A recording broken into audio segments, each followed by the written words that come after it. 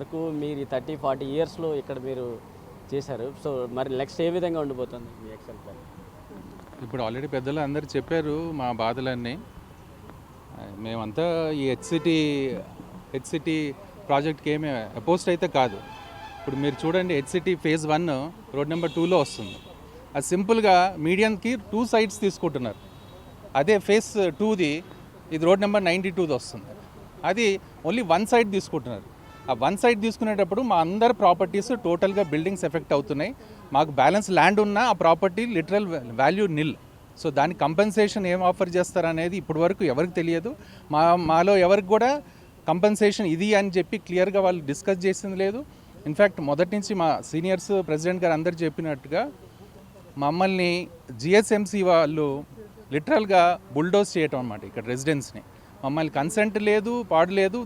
They think they are going by the land acquisition rules ఏదైతే ఉందో. Unknown పేపర్లో advertisement ఇవ్వటం, మరి ఏదో ఒక నామకే వాస్తే మీటింగ్ పెట్టి పిలిపెట్టడం, సంతకాలు తీసుకోవటం, పబ్లిక్ హియరింగ్ కండక్ట్ చేసామని చెప్పటం. That's the end of the story. Notification వచ్చేవరకు ఇంకా సింపుల్గా ఒకటి చెప్తాను చూడండి. డ్రాఫ్ట్ నోటిఫికేషన్ ఇచ్చినప్పుడు ఈ ప్రాపర్టీస్ డీటెయిల్స్ అన్నీ ఇచ్చారు, ల్యాండ్ ఎక్స్టెంట్ కూడా almost. So by the time draft declaration మొన్న ఈ మధ్య డిసెంబర్లో ఇచ్చారు.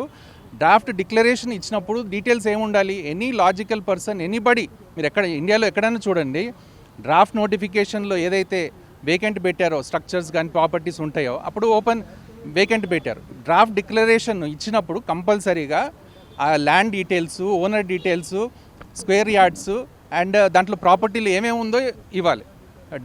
దాంట్లో ఆ కాలమ్స్లో చాలా చోట్ల ఓపెన్ ల్యాండ్స్ ఉన్నాయి. మీరు ఇక్కడి నుంచి మొత్తం చూడండి, ఎక్కడైనా ఓపెన్ ల్యాండ్ కనిపిస్తుందా?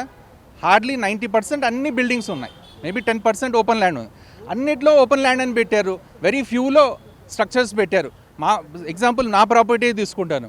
నా ప్రాపర్టీలో 4 స్టోరీ స్ట్రక్చర్ ఉంది. దాంట్లో ఏం పెట్టారో ఊహించగలుగుతారా?